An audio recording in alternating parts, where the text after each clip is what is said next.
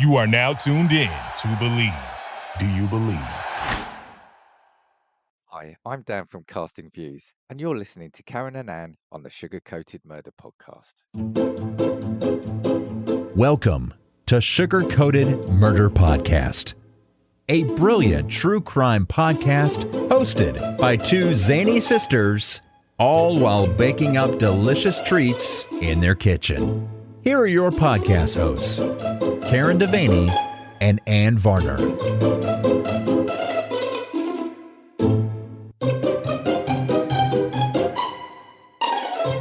Sugar, hi Sugar. What are you doing? You know, just hanging out. Well, guess what I'm doing? Baking. I was baking and now I'm podcasting. Yeah, you are. You're a podcaster. We are. And we have a special guest with us tonight. We are so excited to have this sweet, sweet man on this show with us because he's so awesome. He's the awesomest. He's got the awesomeness. He's got these luscious locks. Yes, he's got the luscious locks flowing for us tonight too. So we don't even know how to behave ourselves. His what do they call it when the people come in and do their makeup? Glam. His glam squad. He got his glam squad going before he came on tonight. Yes, I think he's got a natural glam. Yeah. Yeah. We're not putting that on video because we will not be shown up. We will not be shown up. We don't have a glam squad and it takes a glam army. So they can't all fit in one apartment. Exactly. All right. I've been baking. How about you introduce your guest? I'm going to get it. We have a guest, but we're not telling you who it is. We're not going to let him speak. Yeah, we're just saying you have luscious locks and that's it. That's it. This is Matt, and he is half of the podcast Decaying with the Boys. They drink a lot of beers. They drink beers of all kinds, like beers I've never heard of. Maybe we should start drinking some beers. I'm not a beer drinker. Even the little Heineken ponies? Ew, gross. No. Mm-mm. You never drank those? I drank too many of them. That's why I can't drink them anymore. Although, do I have to spell it out for you? High school. Anywho, Matt, Decaying with the Boys, they drink beers and they talk a lot of wrestling type stuff. It's like fighting. Is it cage fighting? Oh, well, that's different than wrestling. Well, they wrestle each other in the cage. They get up in a cage and that's like Fight Club. It is like Fight Club. Yeah. And the first rule of Fight Club? Don't talk about Fight Club. Listen to Sugar Coated Murder. Oh, right. We changed it. Well, Matt, we've talked enough. You want to tell us while we take a breath, your podcast and all that jazz? Well, before I do that, I have to say thank you so much for allowing me to come on to your podcast. I listen to you guys every week. And I love it. You guys are so sweet. And I love how you guys tackle these murders. You don't glamorize the people who commit the atrocities, but you really highlight the victims and their livelihoods. So I commend you for that. And thank you for allowing me to come on here and just declass the joint. So I appreciate somebody to help us declass a little bit. We didn't know how low we could go. And we got you on and we just went a little lower. We're so happy about that. Well, if I could sink your listeners even lower, I am one half of a combat sports podcast. So we do cover everything from professional wrestling to the UFC and everything in between. Our catches from Buckle to Bell to Bellator and back, the boys bring you the best wrestling news in the biz. And that's what we try to do every time. We also like to highlight local breweries and we interview home brewers and people who are trying to make it to the next big step. We've interviewed actors and musicians and all kinds of stuff. So if you want to just come and have some barroom talk, you can come hang out with us. And we promise when we talk about combat sports, we don't gatekeep it. We're really nice about it because we like for other people to have a good time with us. And if you can like wrestling after you're done listening to us, then we did our jobs. And also, he's not here, but shout out to my buddy Adam, my co-host. I love him to death. I wish he was here. So shout out to him. Hey, Adam. Hi, Adam. Next time, Adam. Okay, that's fine. Yeah. Get them both on, the whole thing. Well, it'll be like dueling podcasts. And then we can talk about cage matching. Yes. Cage you have to matching. stop calling it Well, I don't know what it's called. That just takes it down a notch. Is it cage matching? Fighting? It's mixed martial arts. mixed martial arts. So it will be called cage fighting. So you're not wrong. In the cage fight. Oh, yeah, we just don't even put me in a cage. Yeah. I will fight. Mm-hmm. I will fight whatever's in that cage. Mm-hmm. Doesn't matter. I'm uniquely terrified and also intrigued all at the same time to watch you fight in a cage. Yeah, you should definitely be intrigued and terrified. Don't get near the cage. Keep your fingers out that cage because I'll get them. Yeah, she'll be the I'd one. be scared to even judge it. Cross-legged in the middle, rocking back and forth. Please let me out. This is not happening. I refuse to believe it's happening. I have so changed my mind. That is probably a little bit more than true. I know my sister. I know my sister. I know. So before we started, I baked because this is also a baking contest. Contest. I told you. Why am I so competitive? I told you. What did I do? It's a baking podcast. I swear, every time he drinks, I get drunker. This is like empathy drinking. I love it. I don't know what's happening. Anywho, I baked. It smells lovely. Thank you. And because Matt really just is not a baker. Right. No. Like we can't put him through that right now. We can't. He wasn't ready. And if he's not ready, we're not ready. No, you can't bring not ready into the kitchen because that makes for a failure of dessert. And you just can't force things. You can't. And the kitchen should bring you joy. And if it doesn't, you can't force it because then you don't got joy. Mm-mm. Mm-mm. So he's just going to hang out with us. It's not a slaying episode. He's not slaying. He's going to take your place on the podcast. I'm so excited. He's actually doing the murder and not me because I got the night off. But I did make something. I baked something. It's called Healthy Yogurt Oat Blueberry Breakfast Cake. Well, that's the problem. I know. You made something healthy, and now I know. And now my brain is shut down. It's like I can't even. I don't even know why you did this, lady. So actually, it's really easy. It's just got rolled oats and wheat flour and then like your baking soda, baking powder, and salt. And you put the dry ingredients together. And then your wet ingredients are 1/3 cup of melted coconut oil and 2 eggs, some vanilla, some honey, and some Greek yogurt. Nice. You mix all that together and then you put the wet into the dry and you just mix it. And then you fold in some blueberries. Some blueberries. Who wants blueberries? Because I'm British sometimes, and I think in Britain they say in honor of the Jubilee. In honor of the Queen's Jubilee, which I don't think they call it a Jubilee. I'm sure they call it like a Jubilee. Oh, right. Jubilee. They don't call it Jubilee. They don't say that. They say it's a Jubilee. Oh, it's a two. I'm sure they do. Yeah. Since we've turned it into 6 syllables, they shorten it. So in honor of, how am I honoring her? What happened? You're pronouncing blueberry, for God's sake. I don't even know what's happening tonight. I might be having low blood sugar. Everybody don't panic. Is that vodka or water? I don't know. Now that you mention it, I'm not sure what's happening. Anyway, blueberry. Yeah, I think it's lost blueberry. It's got blueberries in it, and you bake it in a square pan, and you take it out, and then you eat it for breakfast. You just freaking eat it. Damn it! God, sounds delicious. Yeah, thank you. Thanks for rescuing our podcast. He's like, I'm going to get this train back on the tracks. Yeah. Oh my gosh. So can I ask you? To be wrestled in. I feel like I've been. Can I ask you a question? Yes. Do you guys use the Keller vanilla in this recipe? As a matter of fact, if you don't use the Keller vanilla, you cannot make the recipe. It specifically calls for Keller vanilla in the recipe. It's crazy. And it just says if you ain't got this in it, then you're done. You're nobody. You're a nobody in the kitchen and give up your whole life. Yeah, it's I got a cookbook the other day, and it was from the Pioneer Woman, and in there it said 2 ounces of Keller vanilla, and I said I don't have it, and the book just caught on fire. Yeah, exactly. Or it just gone. Yeah. You got to be careful because if you do that again, it could just take her right out. We don't want to do that. Don't take out Reed's rum. We like Reed.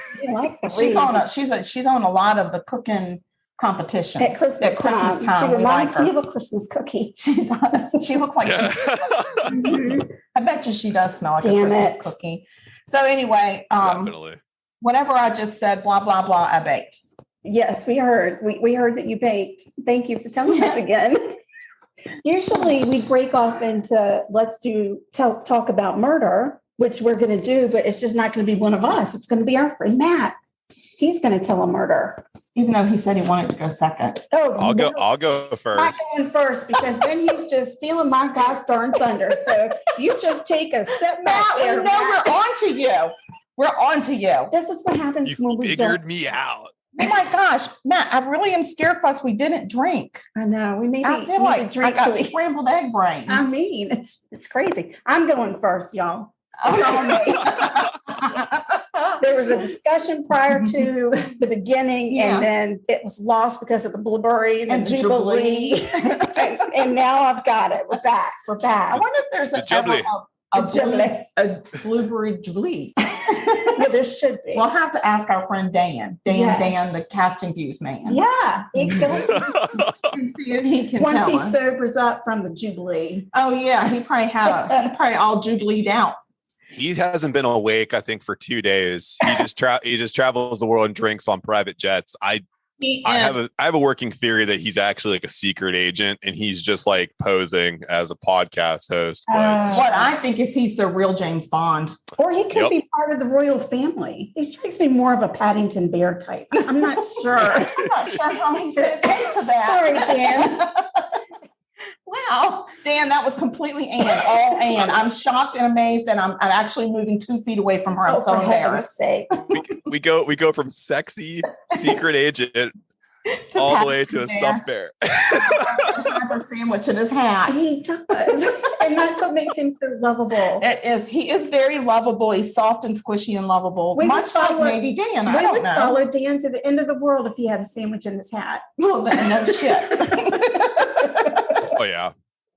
We would totally follow him. I mean, I don't even need a sandwich. I mean, just give me like a piece of ham. Because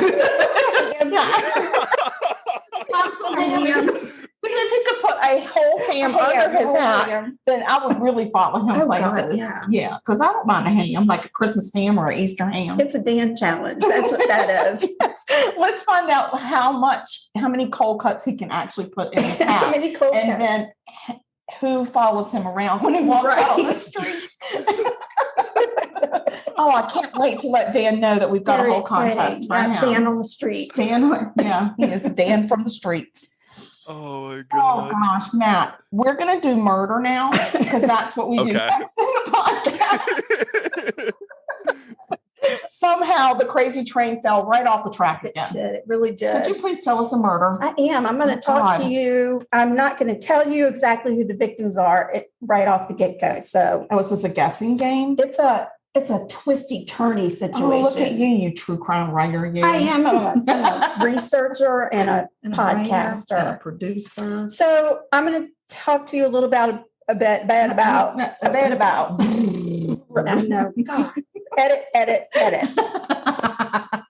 All right, I'm going to talk to you a little bit about Sam Herr, and his last name is Herr, but it is pronounced Herr. Well, I would never pronounce my last name Herr. I would pronounce it Her. Well, yeah, I could see that. Because I'm in Right. California, so Her. They do things in California. I don't understand. I get it. It's probably like Herrera. Sam Herr wasn't. I'm just going to call him Sam. Yeah, what is Sam Herr are you talking about? And that's Sam with 2 syllables. Sam. Samm. Samm. Yes. Sam. What you doing, Sam? Well, the problem here is Sam was not answering his phone. Oh no, Sam. His daddy had been trying to call him. Sam's daddy. Yes, but he wasn't picking up. Sam wasn't. And he said, "What in the Sam Herr What the is going Sam on?" Hill? So sometimes Sam was not sometimes, but he was in the military, and sometimes he fought very bad bouts of PTSD. So it was not his usual behavior to not answer when his dad called or to be in touch with his So dad. it's not his usual behavior to not answer. So his usual behavior is to answer. Yes. God, with the double negatives. Sorry, Prudence Thorpe, rest your soul or Well, whatever. she wasn't my teacher. Well, that's what the problem So- is. That's what the problem is. I don't think that's what the problem is. His dad heads over to Sam's apartment and the door was locked, but there's no answer. Sam's dad had a key. He uses the key, walks into the apartment, and he's met with dead silence. Nothing looks out of place until he walks into the bedroom. I don't like that dead silence thing. I don't like it. There, Sam's dad finds a woman in a praying position, knees on the floor, bent at the waist, laying on the bed. Her pants are pulled down. Her shirt is ripped. She's wearing a tiara. Wait. And there's blood around her head. How are you saying this girl is? How is she praying? So it looks like she's praying. Her knees are on the floor, but her chest is on the bed. Oh, like she's like this, saying her night prayers. I got it. But more like, because she's dead. Oh my God. Matt, did you know she's dead? I kept leaning into the screen. I was like, oh, good God, she's real deep into praying for her aunties and uncles. She's just getting real deep in prayer. Good night prayers, good girl. Yeah, but there was blood around her head. Oh, no. There's, Yeah, those prayers didn't go context clues. It didn't. I should pay more attention. So Sam's dad immediately calls the police. They arrive at Sam's apartment and they can see that the female on the bed has a bullet wound to the side of her head. And they suspect she's been sexually assaulted. Oh, no. Now they have to figure out who she is, but they really also need to figure out where the heck Sam is. Where are you, Sam? Sam, I am. Police find a woman's purse in the kitchen, and they confirm that she is the woman that's been murdered. She's 23 years old, and her name is Julie Kilushi. But Julie goes by Julie. Thank God. Well, way to go, Julie. Yeah. That would have been really hard. Yeah. Julie's body is sent to the medical examiner, and they start their hunt for Sam. So you've already told us a victim. Yeah, I did. Yeah. Well, I was just pointing out because you said you weren't going to tell us the victims yet. Now I'm pointing out you did say one so far. I did, but I didn't start out by saying Julie's dead. No, you didn't, because we thought she was praying. Right. And you thought when I said Sam's dad opened the door in the bedroom, I thought it was going to be Sam. You thought Sam was dead. See, a twisty turny. I know. I see that. Oh my gosh. I'm going to start calling you Twisty Turny. And is your last name M. Shyamalan? Because you're tossing twists out there. Yes, you're such a great writer. Thank you. Oh, wow. Thank you. I'm going to write a book. You should. You should write one with your sister. Okay. You should. Investigators figure out that. And I'll buy it. Woo! Will you buy it? One product sold. Yay! We got a pre-sale already. That's amazing. Can we put that on our tagline? Oh, yeah. Like one book sold. One pre-sale sold for the book we're about to write. Yes. And his name is Matt. Baby. Me. You might be the only owner of said book by the time it's done, but True it's that. okay. All right. So let's get back and Collector's item. Oh, Sam and Julie. Julie, it turns out that Julie had been tutoring Sam. Their relationship was platonic. They weren't like boyfriend, girlfriend. They met in I think it was an anthropology class, actually. They both got some smarticles. They do. They're smarts. If you're smart enough to take anthropology, that means you can spell it, and that makes you smart. I totally agree with you. So Sam served in the Army, and he had fought in the war over in Afghanistan. Okay. He was outgoing, loving, stayed close contact with his family and his friends. His dad just couldn't imagine what the heck happened, and he was for sure certain that his son was not a killer. Oh, I wouldn't think so. As police tried to track down Sam's dad was looking for him as well. Cell phone records showed that Sam sent Julie a text on the day before they found her murdered. So they found her on May 22nd. Mm-hmm. This was on the 21st, but a text, and this is 2010, the year 2010. Thank you for letting us know. You're welcome. I didn't know. I know. And that text asked her to stop by Sam's apartment because he was having some troubles at home with his family and he needed to talk, really talk. Julie had been over at her brother's house with his fiance. They actually had just given her the tiara that was on her head to ask her to be in their wedding. So what? That's awful. And somebody killed her with that tiara on her head. Yeah. That is ruder than rude. Yeah. Yes. I mean, that's not what you do to a tiara wearing girl. No. Or guy. No, you walk in and you think you're going to have conversation and help people out. And what you end up is not is dead. Is You end up dead. Yes. There was no kissing of the ring or anything. No. There was no curtsying in front of royalty. No, They just killed her. they did. That's not nice. It's not. I don't like it. Anyway, the 21st, blah, blah, blah, the text. Right. Now we're back on track. Are we? Yes. There was no communication on either Julie or Sam's phone. I guess that's neither nor. It just didn't. There wasn't any communication on those freaking phones after that one communication about, will you come over? And she said, yes, I'll come over after I'm done. Okay. Sam's dad decides he's going to look into the bank accounts to see if there's been any activity since the day before. Mm-hmm. Turns out there have been several transactions that hit that account since the 21st. So Okay. one transaction was for a pizza place. Okay. Sam got hungry. Mhm. We all do it. Mhm. It's okay. Mhm. And by the way, back at the apartment, Sam's passport and his car are both missing. They are not there. Oh, So there's a all points bulletin out. yeah, he might have flown the coop by now And they are telling people that he is armed and dangerous. and So- has pizza. So there's a conflict well, now right he's there. getting some pizza. So Yeah, because I'm like, I know you're armed and dangerous, but that hot pizza smells good.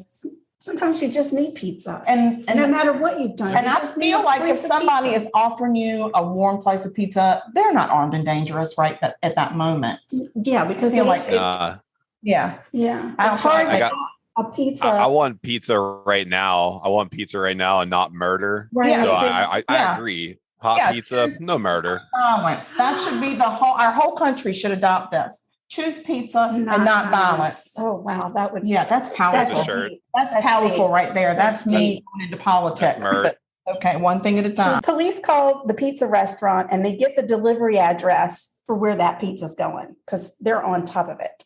They also get some film surveillance from the cameras at the bank ATM where the money had been withdrawn. Uh-huh. They assemble a SWAT team. That's serious business. Oh, I don't like that. Oh, yeah. We got a SWAT. When We you got got a SWAT SWAT. going on, stuff is going down. Yeah, and they go right to that house where they believe Sam is hiding out. Mm-hmm. And they get inside, they bust up all in there. Uh-huh. And basically it's a bunch of 16 and 17-year-olds having like a after school study session. Ruh-roh. Yeah.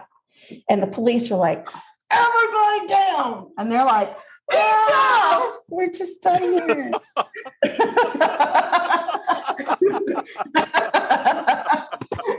If SWAT ever comes in, that's what I'm saying. Ah. No, I'm saying pizza. Give me extra pepperoni. So they say, hey, who ordered pizza on this guy Sam's Who card? ordered pizza. And This is about pizza. It's about pizza. Yes. And a kid named Wesley, 17-year-old kid, he came forward. He was like, yeah, I did. I used that card to buy the pizza. What the? You dummy. Right. And they were like, where'd you get this card? Like, do you know this guy? And Wesley's like, no, dude, I don't know him. And the SWAT team is like, I don't believe you. And they just go all over and look everywhere they can think of in that house because they think Sam is hiding out. But Sam was not hiding out. He was not in that house. Well, how'd that kid get that I card? will tell you. That's He told the ridiculous. police that a friend of his had given him the bank card and told him that the guy who had that card owed him a lot of money. And so just go take this card and buy some pizza? Right. And he gave the card to Wesley and asked him to go to the bank. It's brilliant. And withdraw the money as much as he could every day until Incognito. and that he should definitely wear like a hoodie and a hat when he went. And Wesley did that? He was 17-year-old boy. Listen, I'm going to tell you something, Got free Wesley. pizza. Okay, never mind. I get it. I get it. I mean, you do a lot for pizza. Yeah. So Free pizza talks a lot. Free pizza makes you do crazy things. I would do Right. probably weird stuff if I get free pizza. Just throwing it out in there. High school, a 17-year-old boy in high school with his hormones raging, he's got to have that pizza. He needs the pizza. He's got pizza drive. And I mean, of course, I'll go to the bank and withdraw all the money I can with a hoodie and a hat on. I don't mind. No, good. I'm good. Thank you for telling me about the hoodie and the hat. I might have forgot it. Yeah. Maybe I'll wear these sunglasses too. So he says he doesn't know Sam. He's never met Sam. He only knows his friend Daniel. Daniel. And Daniel is the one that asked him to go get the money. His name is Daniel Wozniak. That's a very complicated name. Wozniak or Wozniak? Because Wozniak, didn't he do something? He did something. Well, this Daniel is a computer guy. He's a famous computer guy, Steve Wozniak. I know you're talking about. Okay. But no, that's not him. Oh. No relation. It's of no relation? They're of no relation. And can I just point out, this Daniel is not Dan, the casting views man. No, not unless his last name is Wozniak. And I don't think the Brits could pronounce that. Wozniak, whatever the hell you want to call him. They can't do that. Z's and N's. I'm going to call him Daniel. Okay. This guy, Daniel. Dropping the last name. Yeah, we don't like it. Yeah. Anyway, he said he knew Daniel from a local theater group. Oh, theater. Thespian. I'm a thespian. His mom belonged to this group and she was friends with Daniel. Oh. So they were hanging out. They were friends. So he gives the bank card back to the police and the police start looking for this Daniel dude. Yeah, we got to find Daniel now. In the meantime, by the medical examiner calls with some information for the police. Oh, from Julie's body. Okay. It turns out that Julie had actually been shot in the head twice. What? Once easily. Wow, that's a great word. Easily visible. Oh, I get that now. I get the easily visible. Easable at her temple. And the other one, though, had been covered by her hair and blood. And that one was right in the back of her head. Well, she didn't do this to herself. Right. Here's something else. She had not been sexually assaulted. Oh, praise Jesus. Praise Jesus for I'm real. So happy. But weird, right? It is a little weird because I think she was down. That's not nice. Well, that's just rude. That is so third grade. Right. So pulling now her pants down. It's not nice. No, we don't do that. The police are now looking for Sam and Daniel. Sam and Dan. Sam and Dan. Oh my gosh. It's like a Dr. Seuss book. Yeah. It turns out that Dan is actually Sam's neighbor. Dan and Sam are neighbors. Oh, this is confusing now. No, it's not. It all makes sense. It does? It's all lining up. Dan is friends with Julie. No, Sam and Julie are friends. Okay. Yep, I got that. Right. And Dan is friends with Sam. And now Dan has Sam's card. And Dan is friends with Wesley's mom. Right. And so then Wesley is dumb. And we just need to know what's going on with these guys, Sam and Dan. Yeah, what's this web? What's this web we're walking into? Exactly. Okay, give it to me. Dan is engaged to a girl named Rachel. It could be, it looks like Rachel to me, but I've also met somebody with the way she spells Rachel who call themselves Rochelle. Like Rochelle? It was a movie. They went to I thought you were talking about Rosanna Dana. If I had meant her, I would have actually said Rosanna Dana. Rochelle Dana. I don't know what's happening. Dan, he's engaged to Rochelle. Or Rachel. Dan and Ra. Let's call her Ra. That's good. They're both in that community theater group. Oh, thespians. Okay. Police figure out that Dan is at a local restaurant having a bachelor party because he's getting ready to get married. Woo. So they gather the troops and they head on over to that restaurant where Dan is doing his bachelor party and there's drinking and there's like merriment and all that stuff. And they went over to Dan and said, dude, no, you got to come with us. They pulled him out his bachelor party. Yes, they did. That is fodder for the gossip tomorrow. That is exactly right. There'll be all of Twitter at the wedding tomorrow. They arrest him and take him out in cuffs from his bachelor party. Have mercy. Well, Dan, you're in a lot of trouble. Oh, wow. Yeah. That's like serious stuff. Yeah. There's a dead girl with a tiara in your friend's apartment and you have his card. What's going on, Dan? And nobody seems to know where Sam is. And where is Sam? Sam, I am. Yeah. So he starts off with the story that Sam owed him this money. Okay. But police tell him they aren't questioning him about the money. They're questioning him about Julie's murder.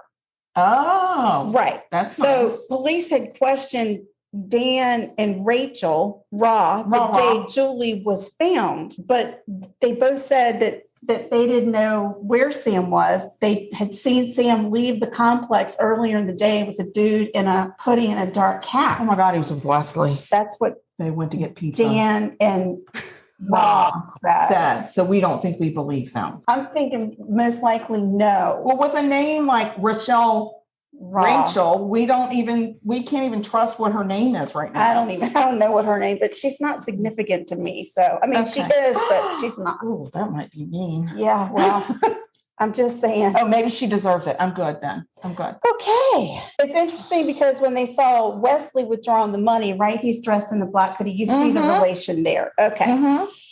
Once he's at the police station, Dan says, listen, I'll tell you anything you need to know. Oh, nice. But you need to get me to my wedding in 2 days. I'll tell you whatever you want. Listen, Dan, you're not making the rules here, dude. That's not what you're doing. And he says, I am not covering for Sam. I'm just not. He tells the police that Sam knew that Dan and Rachel were in a financial crisis. They were 2 months behind on their rent, and they owed some people some money from a loan. And who's telling them this? Sam knew that Dan and Michelle were in a bond. Okay. They were in a bond. They were in a bond and they were way behind. Yes, that's right. Sam came out with this idea. Because he had, Trout is awake now. How about that? Wow. Wow. What a night. Wow. What a night. Going swimming. Yes. Okay. Sam came up with this really great idea. You see, Sam had gotten some combat pay when he was fighting for our country over in Afghanistan. I would hope so. And he put it in the bank, and he had about a little over $60,000 in the bank. So he said, what I'll do is I'll give you my card. You find somebody who'll withdraw the money from my account, and I'll report the money as stolen. No, he didn't. No, Dan is a liar. Dan is a damn lie. Brilliant. That's right. Okay. That's right. And then Sam would get the money. Sam would get the money back, right? Yeah, because nobody's going to investigate any of that. They're just going to take everybody's word for it. That's right. And then police started kind of asking some other questions. Good for the police. And he tells them that on the 21st, Sam came to his apartment and told him that he had done something bad and that he needed for Dan to come help him at the apartment. So Dan said, of course, I'll come help you. I'll come help you. He said that Sam threatened him and threatened Rochelle. Rochelle. Yeah. If Dan didn't help out with what he needed. Exactly. All right. Dan's going to do a job. And then he said, after he helped Sam clean up what was messy in the apartment, that he had Dan drop him off at a shopping center. Oh.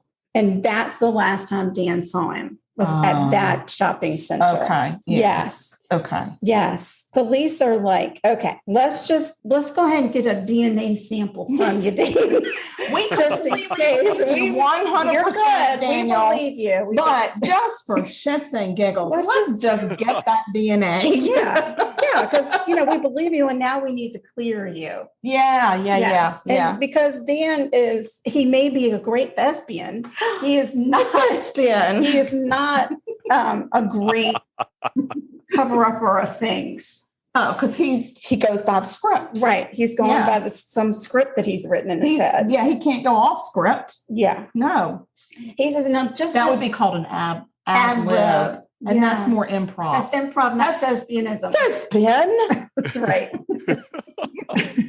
So Dan says, while they're doing, they do the DNA swab, and he's like, now, you remember the part of the story where I told you I had been in Sam's apartment? Oh, right. Like I was in there. So you might find my DNA. My DNA could be sprinkled throughout. We don't know. Possibly. Exactly. Only if you find it, though. Yeah, exactly. Yeah. And he said, I did go to the bathroom while I was there. Oh, well, thanks for letting us know. Did you wash your hands dirty? I don't think so. Nah. I don't think it. I think this is a dirty Dan. It might be a dirty Dan. Mm-hmm. The police keep questioning Dan, and he sticks to his story. He's thinking that if he told the police what he knew, he'd be heading on home. But unfortunately, Dan had given them just enough information about that. I helped clean up the body thing for them to charge him with accessory to murder. Whoops, you're not going home. That's right. Oopsie. That's exactly Sorry right. about your wedding. Yeah. I don't think Rachel or Rochelle, whatever her name is, would want to Rachel. Rachel. Right. I don't think Rachel. Rachel would want to marry Dan. You know, people can be very forgiving. You don't know. Oh, you just don't know. But Dan says he didn't do it. He didn't do it. Okay, Dan. They really thought that he knew where Sam was and that he was lying about dropping him off. So they start putting a lot of pressure on him. Mm-hmm. And then they say, listen, we're going to call in Rachel.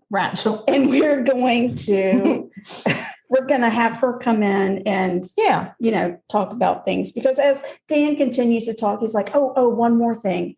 I want you to know I didn't touch her body, but I was close enough to her body that I could see the 2 gunshot wounds. I just want you to know I could see. He is just one more thing in him right into jail, isn't he? Well, he has so much listen, to add to I his just, story. I lightly sneezed on the body. I sneezed on the body. I might have some DNA. I sneezed. I didn't touch sneezed on the body, and when I did, the hair blew back, and I saw 2 gunshot wounds. Right, because y'all missed it. Even though y'all missed it when you first got there, I saw it because I had a big sneeze. Yeah, this thespian he's no joke.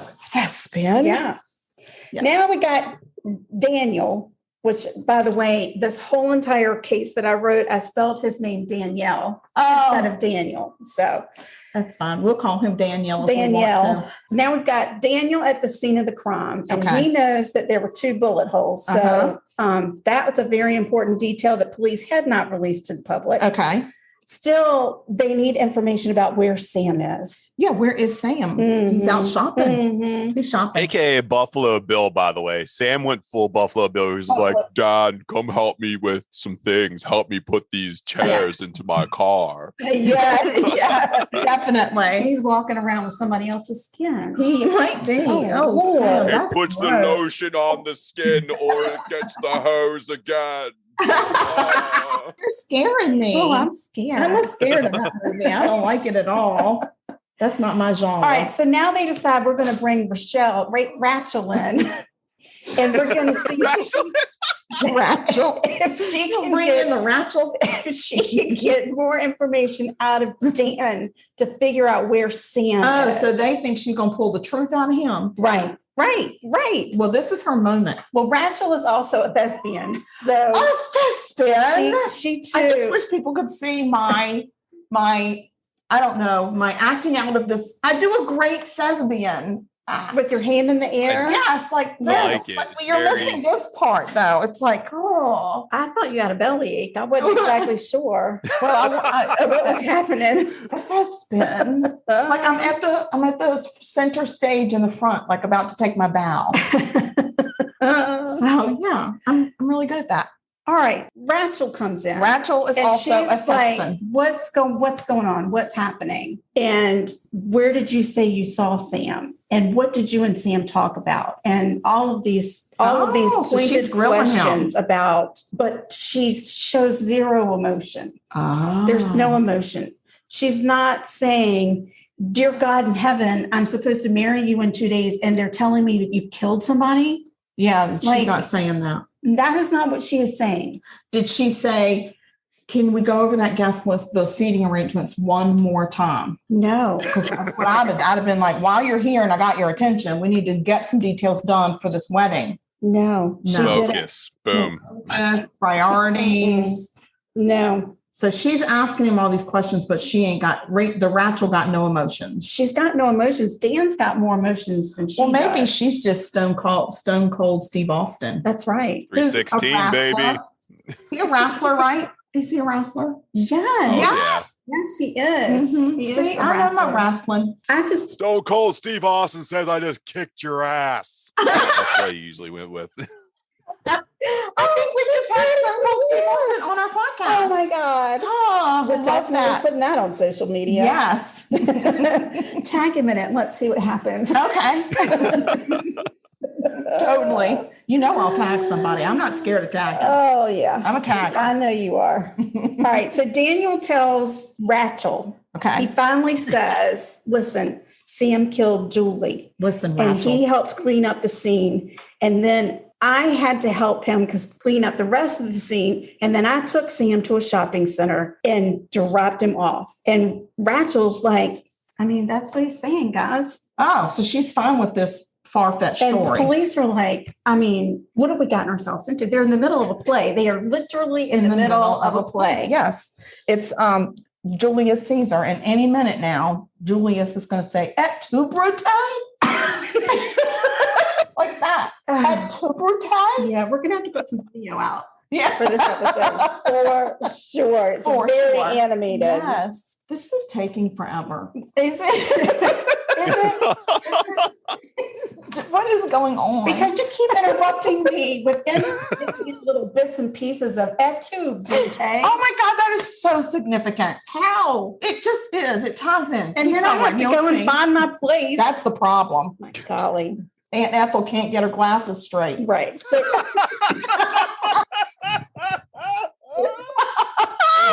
my Lord. I don't even know what to do with her. I'm glad I came on the murder podcast with Cake. This is great. Yeah. Oh my gosh, we haven't even gotten through the first freaking murder, and I know, I've got a lot of I'm telling you. pages left to Holy go. crap. Give us the Evelyn Wood. No, I will not. I will not. I spent a lot of time on this. Okay, let's go. Ready? Everybody, focus. Rachel leaves. She leaves. They keep Dan. They keep Dan, and they give him some breaks here and there. You know, they put him in like I guess there's like a cell, like a holding cell type of situation, Sure. but it also had a phone in it. I mean, how What? fun is that? Well, that's luxurious. Yeah. So Dan calls Rachel. Oh, he called Rachel. Well, he should call Sam. She's like, babe, what can I do to help? What can I do? What can I do to help? And he's like, I don't know. And Rachel's like, I'm going to tell your parents and your brother what's going on. And then she does. Oh. And then she talks to Daniel again, and he's like, what's up? And she's like, dude, I can't talk. I got to call the police. Why? And he's like, why? And she's like, because, dude, your brother has this backpack, and now I know about it. And if they hear me talking about it with you, I'm going to go to jail. Wait, a backpack? A backpack. There's a backpack situation. Everything's recorded. Why do you think you can talk on the phone in the jail? It's all recorded. It's all recorded. They're watching every move you make. Well, every breath Raquel you knew take. that. Rachel knew that. I have this Okay. She knew. piece of evidence. So Dan did not Maybe get not so the much. script from Act 2. Dan's And like, now he's ad-libbing I'm and it's going to going do something, poorly. babe, and then I'll never see you again. And Oh, she's good like, God. no, Dan, no. Oh, Lord. It's It's a like whole the thing. Franklin Little Theater all over again. Indeed. Yes. You idiot, Dan. Oh, Dan. Oh, Dan, you're an idiot. she's like, I gotta go talk to the police now. And he's like, I gotta hang up with you because I need to go talk to the police Oh, now. gosh. Well, how convenient because you're in jail. Oh my golly. So who can get to the police first? Yeah. He says, I need to tell them what I'm going to do now. And this is what he says to her. Okay. Do I need to do this like go to jail, or do I need to do this like I'm crazy? Like which one should I play? Right. And she's Which- like, oh, crazy. Which crazy. script am I reading from? Right. The crazy one. Like he's got a choice. Like he's going to go back and say, I did it. I killed her, but I'm a crazy man. Oh, yeah. Oh, that's okay. Yeah, all of Dan. a sudden I got the crazies. Yeah, you're good. You're good. We're going to give you a pill and then you go home. And a pass. And you're Yeah, good. free pass. Yeah. The detectives sit down with Dan and he says, I've got something to tell you. He says, I killed Sam and I killed Julie. Wait. I know. He said I killed Sam. Yes, Oh, no. I I thought know. Sam was shopping. No, he's not. He's Damn not it. You're right, shopping. JC Sam Penney. is no. He's Oh. dead. Oh, Yes, he said. Oh, Sam. Sam. Damn, I Sam. know. Dan says we needed the money for the wedding and the honeymoon. Shut your mouth. Yeah. No. And so this is what happened. Dan said, I asked Sam to come help me move some stuff at the community theater. At the theater. And being the great guy Sam was, he said, you betcha.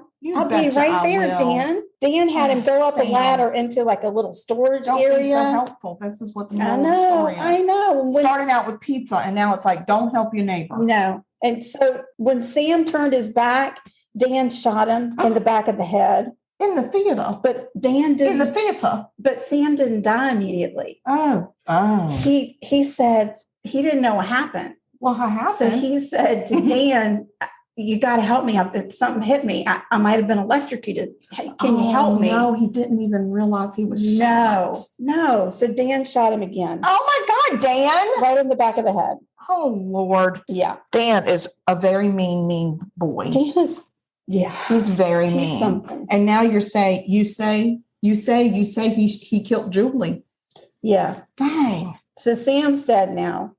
Now they need to go and get Sam's body and give his parents the news. And oh man. Anyway, that's not exactly what happened. Because after Dan murdered Sam, he had an obligation that he was going to be in a theater production that night. Yeah, musical. He was in a musical. The show must go on. Night. The show must go on. And he did his whole performance. He performed? He did. He and Rachel. They both did. They were in that musical together. And was Sam dead up in the theater the whole time? That is correct. That is correct. Oh my God, that's so mean. So if y'all were at the theater in Costa Mesa, what is it called? In California. Costa Mesa. Oh God, how many pages back? It's like so many pages. This is a big one. Yes. Costa Mesa, California. Costa Mesa. In the May 2010. If you went to the theater. If you went to that theater and you saw had a play under a dead man. Yes, there was a guy upstairs and he was dead. Creepy. Yeah. Creepy. Yeah. It gets worse. Well, let's go. Let me hear it. The Cultworthy Podcast. Your host, Antonio Palacios, will guide you week by week through a bevy of cult favorites, obscure cinema, and hidden gems. Listen to us on your favorite platforms or follow us on thecultworthy.com.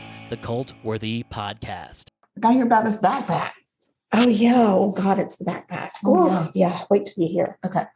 So the next day, Dan goes back to the theater to Sam's body, and he decides the best way to cover up this whole situation is to cut the body up and get rid of it. No. Oh, yeah. He did. He cut that body up. Yep. Ew. Even his head, all of it. Oh, he took it and he slung it around a state park. He just started throwing pieces here and there. Were they in any kind of baggage or? I think some were in bags and some not in bags. He just threw body parts out there? Yeah, Ew. out in a state park. Yep. That is not what the state park is funded for. No. That could ruin a whole entire picnic. Yeah. But before he did that, he did take Sam's wallet and his passport. Well, how nice of him. So he says, in order to cover up what I've done here, I need to kill Julie. Oh my God. So that they think Sam killed Julie and he's on the run. This is definitely a Shakespearean play. Right. This is definitely that's what that is. Right. Detectives start looking through at the state park. They actually, on Sam's 27th birthday, they found a hand, but it was too badly decomposed to identify. Well, whose else could it be? Then they found a torso, also very badly decomposed, except it had a tattoo on it. That's why tattoos are good. That's right. Everybody should have a tattoo. It was a big red heart, and on the banner beneath it, it said Mom and Dad. Oh my gosh. That stinks. Isn't that awful? They did find his head because that was a very big thing for his dad, that he wanted to find his face. I think he wanted as many pieces as he could get. But this is just so horrible. Awful. I know, Dan Wozniak, you suck.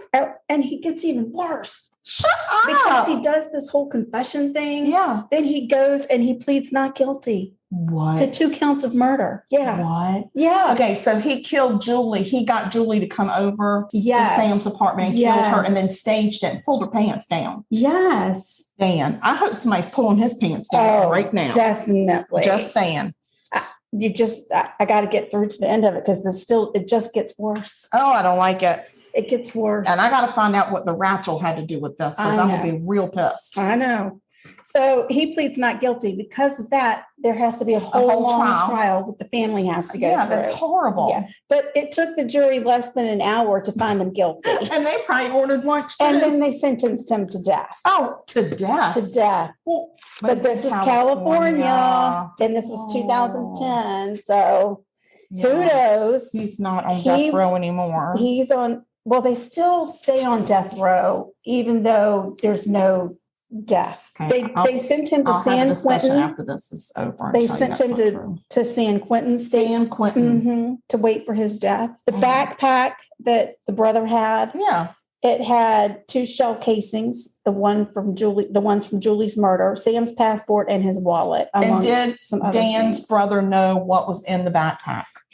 He did know what was in the backpack. Did he know why it was in the backpack? I don't really know that. I know, though, that they did charge him with a crime. Okay, well, that's what he gets. He's bad. I'm not going to go into a whole lot of detail about Rachel. Right.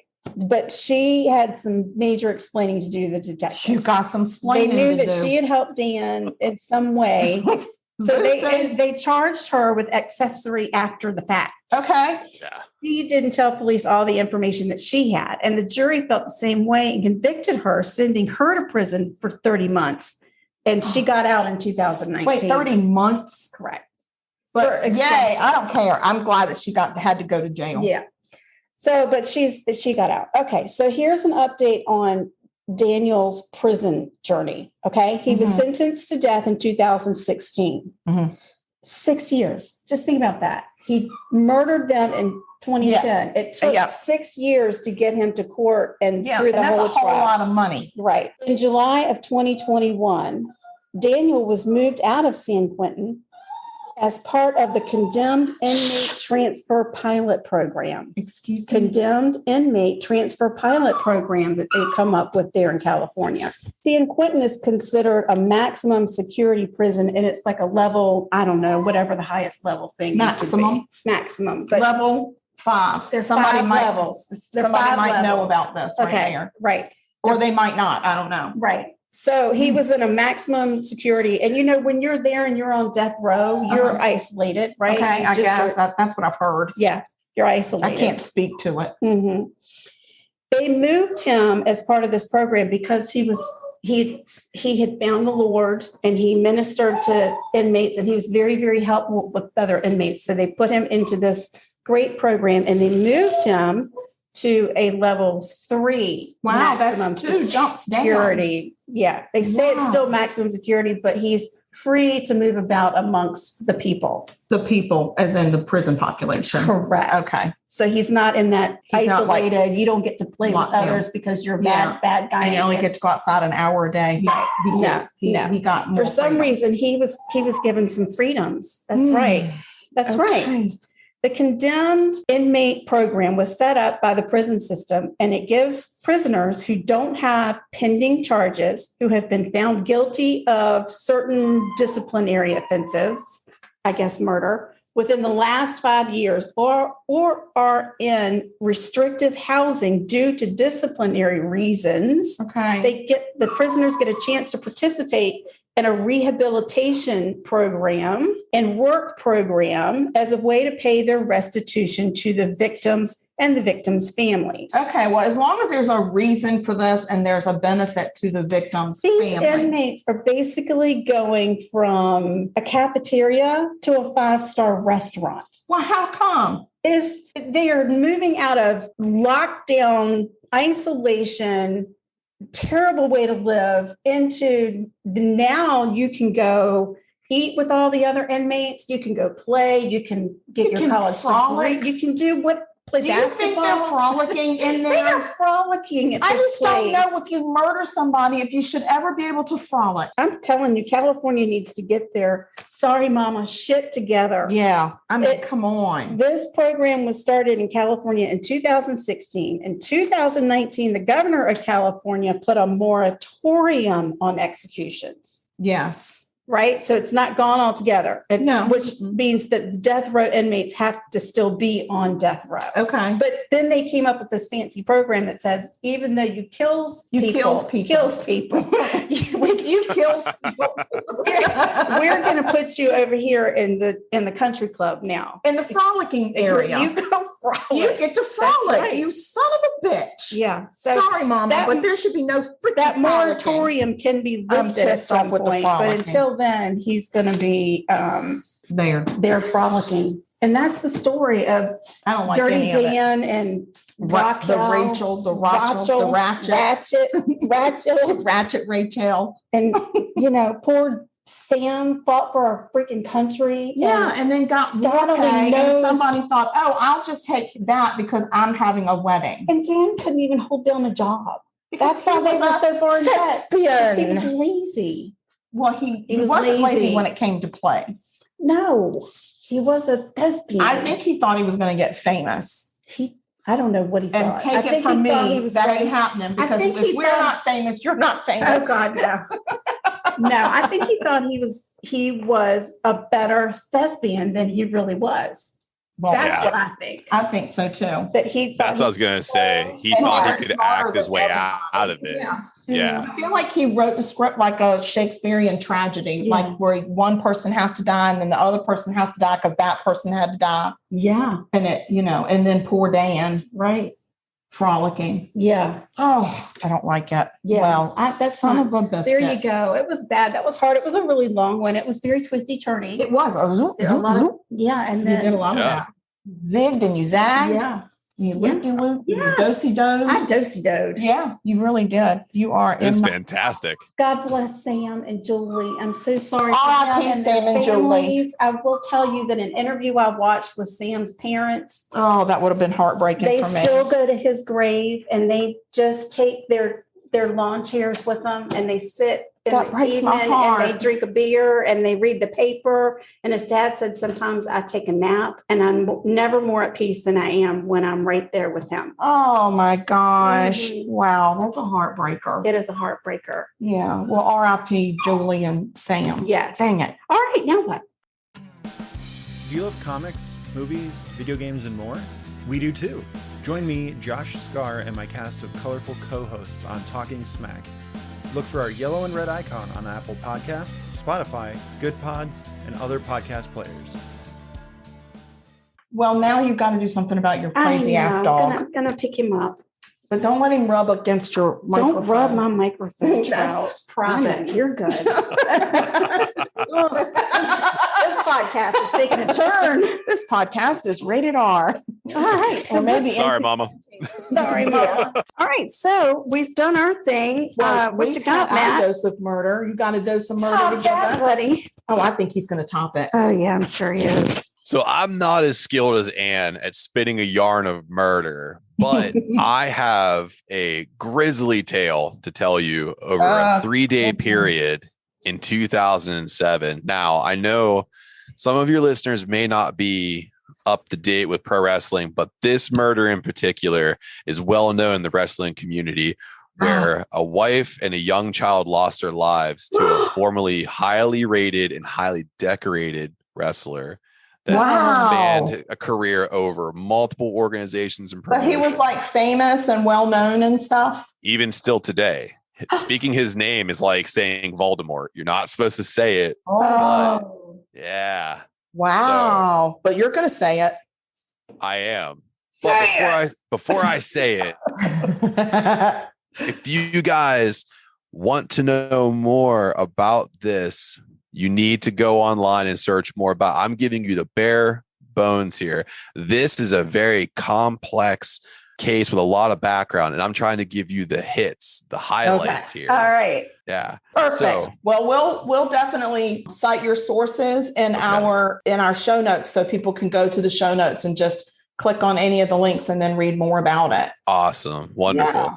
Let me take you guys back to June 22nd of 2007. The Fayetteville, Georgia District Attorney and forensics teams arrive at the Benoit house where they have been actually on June 25th, where they were called out after WWE officials asked local authorities to do a welfare check after Chris Benoit failed to appear for tapings and for a major pay-per-view lead-up event. Oh, wow. No. Ooh, that was probably not in his personality. No, it was not. Chris Benoit was known as a decorated performer. He wrestled for multiple organizations like ECW, WCW, WWE, and formerly known as WWF. He held titles in all these promotions, and he was known as one of the most technically sound wrestlers to come out of Canada next to the famous Bret the Hitman Hart. Canada. Sorry, we have to. It's a reflex now. I love it. It's so good. But before I get into the actual murder itself, I need to go back and tell everybody who Nancy Benoit and Daniel Benoit were. So Nancy Elizabeth Benoit, she was actually a wrestler as well. And back in ECW and WCW, she wrestled as Woman. Now, she just Woman. And she was fierce. She was hardcore. She bit her opponents on the forehead. She tackled people to the ground. No holds barred. Oh my gosh. She drew blood. Yeah, sometimes the hard way too. And then when we say the hard way, that means she actually bit somebody to draw blood. Oh gosh. So now Woman, Nancy Elizabeth Benoit, she was known to run with some incredible performers like the infamous Rick Steiner, the dirtiest player in the game, Ric Flair. I know Ric Flair. I know him. Yeah. And she was married to the chess master Kevin Sullivan. Oh, okay. An on-air feud actually occurred between Kevin Sullivan and Chris Benoit, and that took place in WCW, with Benoit actually defeating Sullivan in a retirement match. And that pushed Sullivan to just be what's called a booker. He'd work behind the scenes and fix the matches up so they'd be presented for TV and airtime. Wait, he stopped wrestling? Yeah, so he lost the retirement fight, and what he did was he took a production position. So instead of being an in-ring talent, he would actually formulate the matches and produce them for the wrestlers that were inside the ring. Wow. During this whole feud, when it came to its climax culmination, Benoit ominously made the statement, "You consider yourself the master of human chess. Well, my bishop just took your queen." Oh, that's some chess talk right there. Oh, yeah. I mean, that's rude and crude in the ring. Gauntlet. So Nancy and Chris then went on to marry in 1997. Oh, wow. Yeah. And they had a turbulent marriage at best. It was just marred with domestic violence, police calls, and just it was an all-out brawl at all times. That's unfortunate. They're wrestlers. Well, I know, but you save it for the ring. Oh, come on. It led to a point where in May of 2003, Nancy actually filed for divorce, citing irrevocably broken conditions and cruel treatment from Chris. Oh, God. Most notably striking her whenever she wouldn't agree to simple statements, and also dragging her through the entire house by her hair. Oh, ow, that's just so mean, because girls' hair, we got sensitive scalps. Absolutely. And here's the thing too, and this is the part that hurts my heart the most. Nancy dropped that suit and her PFA against Chris Benoit in August of 2003. So, oh no! Yeah, and if the story serves it any kind of way, and with my understanding, I only would like to think that Chris was able to pressure Nancy into getting rid of the PFA. Mm-hmm. Yeah, a lot of promises. So we move on to David Benoit, which is Chris's third child and second son, but Nancy's only child. Okay. Chris's first marriage actually had children produced from it as well. So David's half siblings were in Canada at the time of the murder-suicide with their mother and Benoit's first wife, Martina. Now, not much was said about David other than he was a loving child, full of life, and all the wrestlers that knew Chris knew David, and they all loved David with all their heart. Okay. But and how old was David at this time? David was 7. Oh my gosh, he's a baby. Here's where some of the controversy comes into play, because after Daniel's death, he was allegedly diagnosed with Fragile X syndrome, which is also called FXS. FXS is a genetic disorder characterized by mild to moderate intellectual disabilities. IQ is low, and there's also some telltale signs like larger ears, elongated nose, gangliness, almost on the autism spectrum. Okay. This was actually alleged to have caused conflict between the marriage of Chris and Nancy, with Chris trying to allegedly reverse FXS by injecting David with HGH. What? No. Like on his own? Not a doctor's order, but this is just something we've come up with. Right. But thank goodness in 2016, these rumors were completely debunked by Nancy's sister, Sandra Toffalani, during an interview on the Talk is Jericho podcast. Talk is Jericho is ran by Chris Jericho, one of the best professional wrestlers to ever grace a squared circle, and the lead singer of Fozzy. Oh, nice. We go into the deaths of Nancy and David. This is not for the faint of heart, so trigger warnings be had before I even get into this. Okay. First, we'll start with reports from responding law enforcement, where they indicated that Nancy perished first. She was killed in an upstairs bedroom with her limbs bound, with her body being wrapped in a towel. Also, a copy of the Bible was placed by her body. Oh. Which we don't know if Benoit had a lot of religious undertones, but some inside sources say that maybe he was trying to make peace with his maker while he was doing something that was so perceivedly evil. Yeah. Oh, no. Yeah. So the injuries sustained indicate that Benoit pressed a knee into Nancy's back while pulling a cord around her neck, causing strangulation. Oh, and eventually gosh. Oh, and that's not quick. No, it's not. And especially for someone like Nancy, who was known to be a fighter. Right. There's no way she went easy. She never didn't not fight. If I could throw a big double negative. There's a big old double negative. It's double negative night, 2 for 1.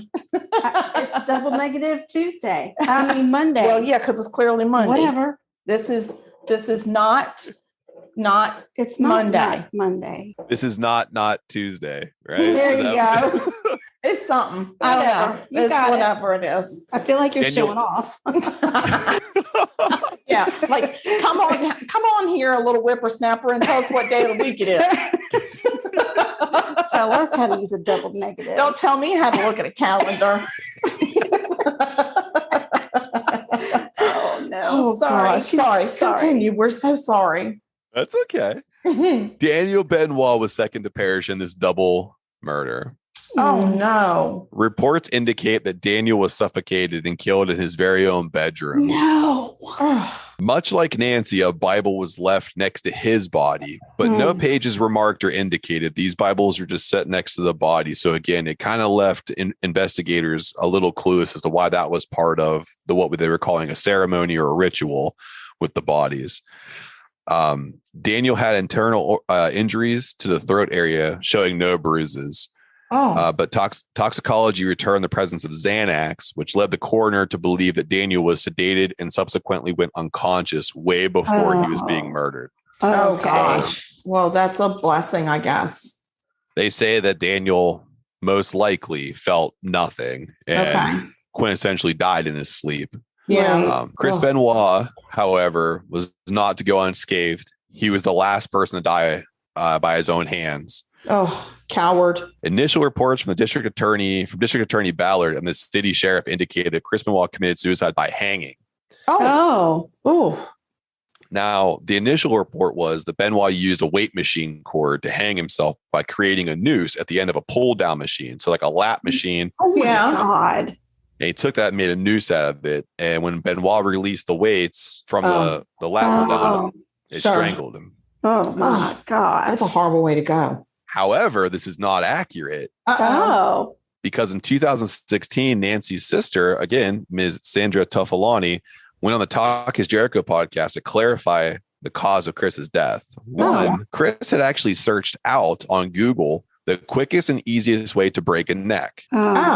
He was in his search history. Oh. His research led him to use a towel around his own neck that he attached to the handle of that machine. Okay. So what he did, instead of a slow hanging, he actually tied the towel around his neck and tied that towel to the end of a pulley machine. Oh, so He it would just maxed snap the weight- it. Yes, he maxed the weight out, lifted it all the way up, and let it go. Yeah. And pulled his head up and snapped his neck and killed him instantly. Oh, gosh. wow. Well, I'm sorry that it killed him instantly. Yeah, as am I. Sorry, but I kind of wish he had suffered a little bit. But This grisly murder was, again, only found out because Chris was supposed to appear for some tapings for some upcoming pay-per-views. And there's actually what's called a go-home show, which is the show that's for cable television right before a big pay-per-view event. okay. And whenever he texted friends like Eddie Guerrero and his brother Chavez, the messages were cryptic at best. Saying, oh, Nancy and Daniel are sick, and I don't know if I'm going to be on time. But everybody knew that Benoit would never show up late, even if his family was sick. He'd always say, hey, this is for the business. This is how I make money. That's how I'm going to be there. And once Eddie Guerrero, the late, great Eddie Guerrero, El Pape, whenever he brought this to the attention of Vince McMahon got worried, gave it to his executive management, and they all sent out texts to local law enforcement and made phone calls. And that's when they arrived on the scene on June 25th of 2007 to find what's been known as the worst murder-suicide in pro wrestling history. Oh, that's so wow. tragic. And so did they die the same day that they found the bodies, or had the bodies been there for a day or so? The bodies had been there for a day or so. So the way it worked out was Nancy perished on June 22nd. Okay. And then Daniel actually didn't perish until June 23rd. Oh. So his mother was perished in the house, and he was just trying to go about his normal day. And that's when Chris Benoit decided that he would go further and take his son. Now, there are all kinds of ideas about why he did this. The idea that CTE, steroid use, the overabundance of HGH, the grueling schedule for pro wrestling. Regardless of all those excuses, what we have is needless loss and a murder suicide that has wiped out two lovely lives and also completely destroyed and marred what would have been one of the most storied pro wrestling careers of the generation. That's I mean, that's his last act, and that's what people are going to remember. Yes, which is really unfortunate. And he made a lot of bad decisions.